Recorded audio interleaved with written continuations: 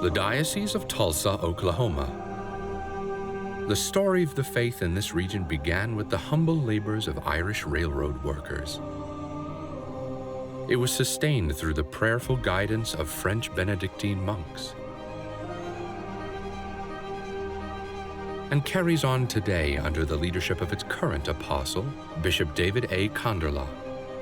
God has, in His wisdom, which doesn't always seem wise to us, called us to be successors to the apostles, and that we have this immense role to play in the lives of the people in our diocese.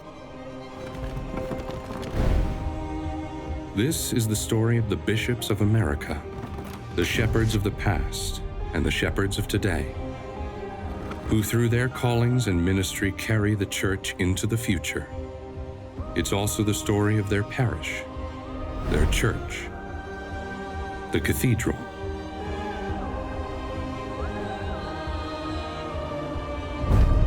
This is The Chair, an exploration of what it means to be an apostle in America.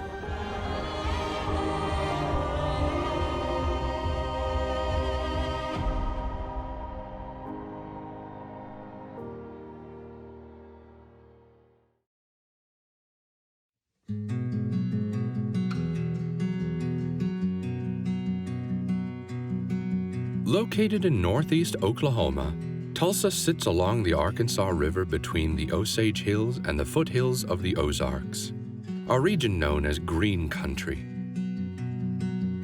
It is also the seat of the Diocese of Tulsa. The Diocese of Tulsa has a unique history because it was formed before Oklahoma was a state. Tulsa and everything east in what we now know as the state of Oklahoma was known at the time as Indian Territory, and everything west was known as Oklahoma Territory.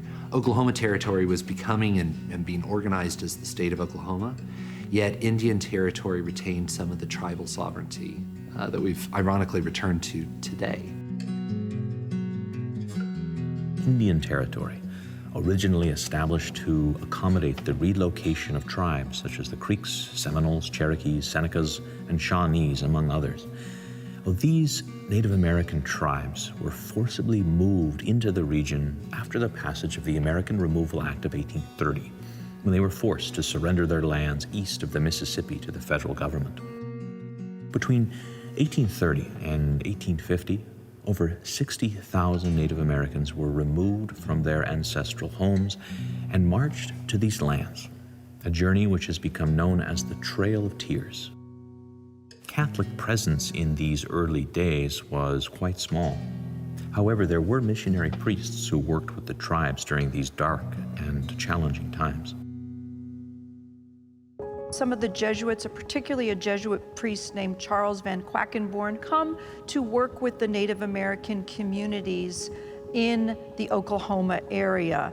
He ministered to the Osage and other tribes, and priests from this particular general territory of Oklahoma would make visits throughout the Indian Territory over the next 40 or 50 years or so. In the early 1800s, what we start to see is a few Irish trappers and traders begin to settle in the region. And the next influx of immigration, particularly with the Irish, comes again with the building of the railroads. In 1871 to 1872, the Missouri, Kansas, and Texas Railway Company begins to build through Indian Territory, and the Irish come to help lay down the tracks and work with them. Most of them are these laborers. Several begin to stay in the area, and they marry Native American women. The monks have engaged in a number of ministries over the years, starting with missionary outreach to the Potawatomi Indians, but then soon being responsible for establishing a number of parishes and missions throughout eastern Oklahoma. They later helped to establish more than 40 parishes and missions throughout the state of Oklahoma. And they were also responsible for establishing St. Gregory's University, which would be the first institution of Catholic higher education in the state. And their work was very much the rootstock for Catholic growth in the state of Oklahoma. The opening of Indian Territory to white settlers in 1889 would forever change the character of the region. It would also shift the church's attention from missionary outreach to native peoples to ministry to Catholic settlers. In the 1870s, the Apostolic Prefecture of the Indian Territory was established. Existing from 1876 to 1891, the prefecture was elevated to a vicariate, and then finally as the Diocese of Oklahoma in 1905, covering the entire state. On these foundations, the Catholic population grew relatively large, especially during the first 3 decades of the 20th century.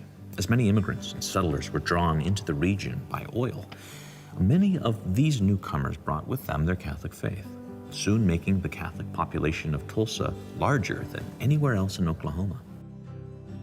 And Father Theophile Meerschaert, a Belgian priest from Mississippi, would be named the first bishop and vicar apostolic. He would lead the church in Oklahoma until his death in 1924. Throughout that time, he faced a number of considerable challenges, including a paucity of clergy, meager finances, and the difficulties of traveling and administering a large territory.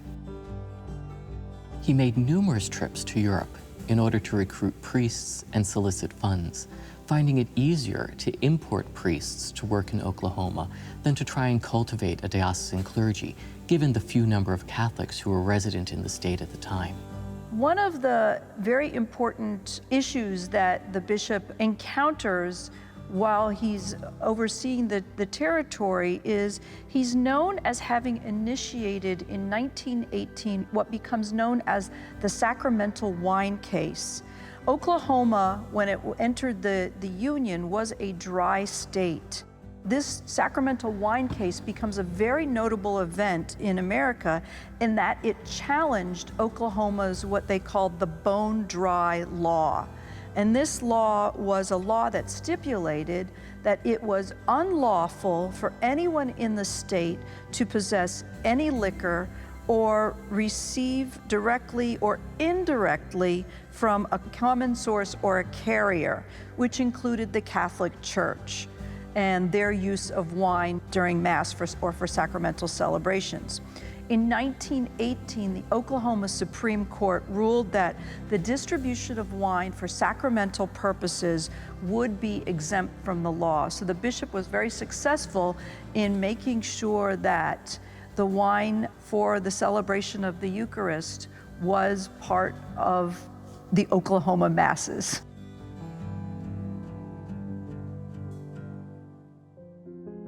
A notable event in Tulsa's history was the race riot of 1921. Mobs of white residents attacked African-American businesses of the Greenwood district in Tulsa. It's been called the single worst incident of racial violence in American history. 35 square blocks of the district, which at the time was the wealthiest black community in the United States, were destroyed. 800 people were admitted to the hospital and 36 people lost their lives. This happened in 1921, and one of the things that I've learned since being here is that that is one of the strange things about it, is that it was so covered up. But I suspect one of the things that I will find, as is true in many things that have to do with human beings, flawed, sinful human beings, is that the Catholic Church in the diocese had people who were involved in the race riot, the race massacre, both in terms of racism and people who harmed others and who participated in the burning of homes and those kinds of things, though they were Catholic. And at the same time, here in the cathedral itself, this was a parish then, it was not a cathedral, but the priests of the parish were assisting and were providing safe harbor to people who were being threatened during the race massacre. So I suspect I'm going to find that it's a mix.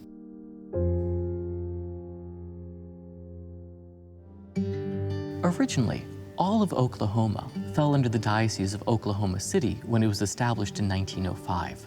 There were plans, however, as early as the 1920s to establish a separate diocese at Tulsa, but the plans never came to fruition at that time because of the challenges of the Great Depression and concerns about the instability of the Catholic population during those Dust Bowl years. As a concession, though, the Diocese of Oklahoma City was renamed to include Tulsa in its title.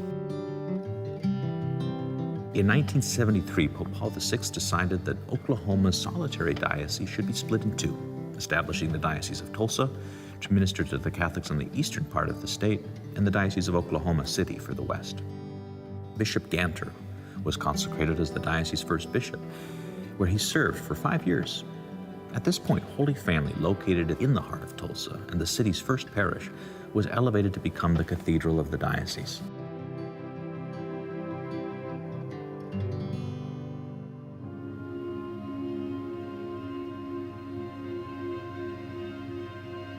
Well, the original Holy Family Church was completed in 1899. It served for 15 years until this little tiny wood frame building had just had it. The bigger issue was that Tulsa was growing very rapidly due to the discovery of oil and a vibrant farming and ranching population. So something had to be done because this little church that held 200, 250 people wasn't getting by. So Father John Hiring was assigned to Tulsa in 1907, and he was the mover and shaker in eastern Oklahoma. The new pastor turned his attention to building a new parish church at the intersection of 8th and Boulder, the present location. Construction of the beautiful new Gothic church was completed in only 2 years. When people walked in, Father Hiring used to tell people that they would be greeted with a vista of ecclesiastical grandeur. He saw himself as a poet, and he really wanted to put that poetry into the walls of the cathedral. So on the outside of the cathedral, it's a mixture of French Gothic, English Gothic, and what they call Prairie Gothic. The exterior of the cathedral is strong and imposing, and it has a sort of medieval sensibility. The interior retains that medieval sensibility, and we can see evidence that it has been renovated and changed over time. This is a cruciform church, so that means that it's in the shape of a cross, sort of the body of Christ and the outstretched arms with the apse, the sanctuary, as the head of Christ, and that's where the central action of the Mass, the sacrifice, takes place. One of the really notable features of the interior is the high altar. This is a sculpted stone reredos that is really very finely carved and quite intricate. And it is flanked by 2 similarly carved side altars. So this really gives a sense of the craftsmanship in this historic building. It is about 50 feet tall. It's one of the tallest altars of its kind in the United States and was featured on the 1915 De Prado catalog. It's made of a material that the Italians call scagliola. It's basically marble dust that has fallen to the floor after a great sculptor has made a solid marble statue. They scoop all that marble together, grind it into a dust, mix it with some sort of adhesive, and you come up with a great material that you can mold into a huge altar. The altar in the middle is about 50 feet tall. The ones on the side are probably closer to 25. So the 2 altars on the sides, there's one dedicated to the Blessed Virgin Mary. On the other side, that is the altar of Saint Joseph. Holy Family's stained glass were individually ordered by Father Hiring. He picked a chronological series of windows that tells the story of the life of Jesus, starting with Jesus' birth, moving on to his crucifixion. That lines one side of the church. The other side starts with the resurrection and ends with Pentecost. So in 10 windows, you get 10 moments from the life of Jesus and the founding of the church. This building, originally created as a parish church, needed to be adapted to function as the cathedral. So the specific liturgies that take place there, such as the Chrism Mass and the ordinations, where you need to have room for candidates to the priesthood to lie prostrate at the altar.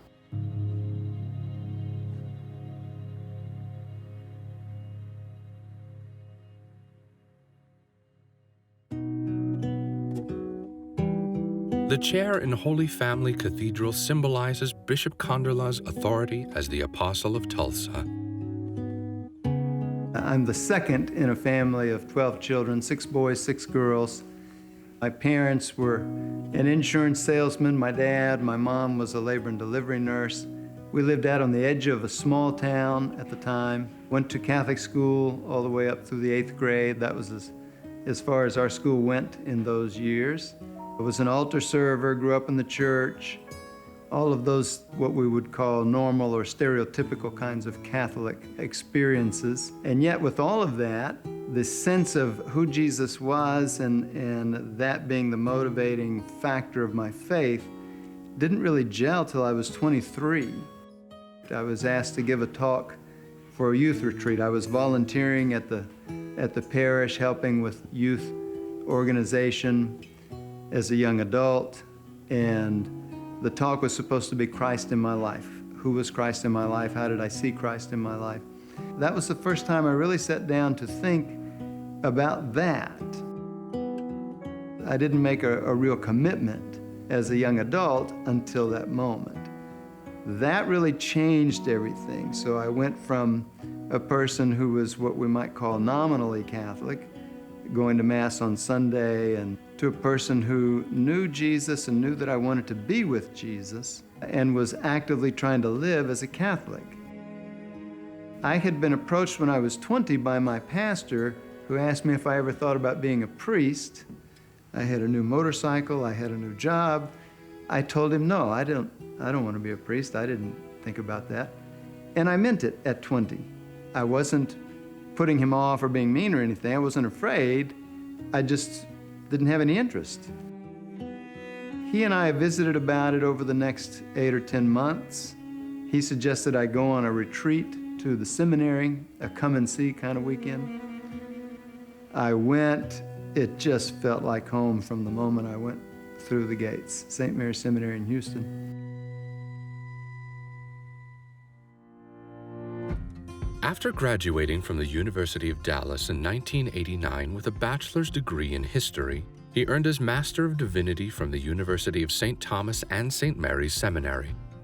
David Konderla was ordained on June 3, 1995 for the Diocese of Austin. As a priest, he served in a variety of roles, including pastor, vocations director, and director of campus ministry at St. Mary's Catholic Center at Texas A&M. One of the unique things about going to Texas A&M was that I was going to be back home, because College Station is right next to Bryan, where I grew up. I had gone to that church as a child. Now and then my parents would go there. My dad had gone to the university, so he knew the parish and was used to going there. Going back there as a priest, being close to home, it felt very comfortable. The other unique feature about campus ministry is that you're working within a range of ages throughout the whole time. So in a parish, people grow and families grow, but at a university every year you get a new crop. One crop leaves and one crop comes in, and so they're different people, but they're still the same ages and dealing with the same basic life issues. So that was very interesting to experience that. I used to say that it kept me young because you're with these young people all the time. They were so devout, in terms of their desire to grow in the faith. We were constantly preaching about, talking to the young people about the idea of being a priest or a religious in the church. And so I always felt like I was gifted with the keys to a treasure chest. And that's what I had to share. The church's life, history, tradition, wisdom tradition, the church's teaching and understanding of modern issues, that we deal with in the modern world, was so rich and deep and so different than anything you find in the secular world that I always felt very happy to be able to share that.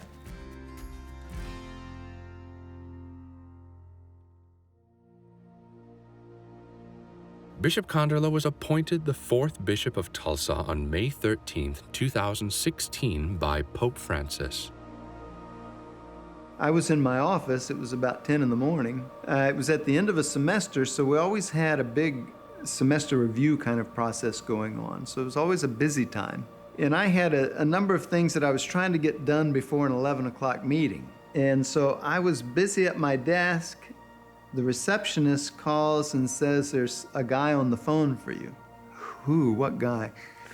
I started to say, please take a message, because I was doing emails.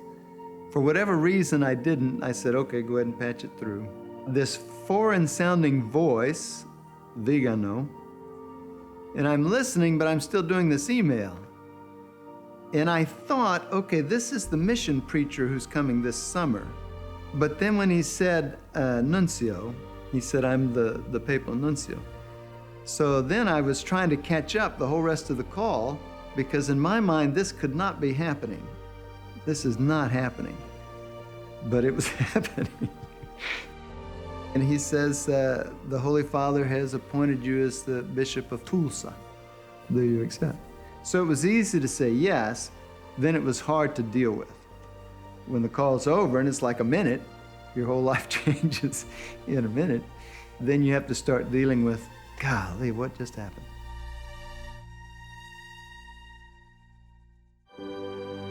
In the years since becoming bishop, Bishop Konderla has worked hard to live out his apostolic mission to govern, to teach, and to sanctify his people. So one of the things that I've enjoyed doing here that I used to do in Austin as the vocation director is going out to the parishes. So I spend my weekends in the parishes all around the diocese. Usually I do better than that, but at least once a year.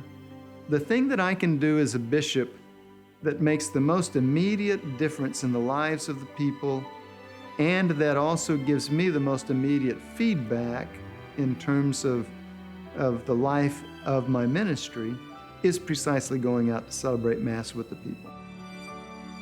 The fact that God has, in His wisdom, called us to be successors to the apostles, and that we have this immense role to play in the lives of the people in our diocese. The more that we live there, the happier we will be and are.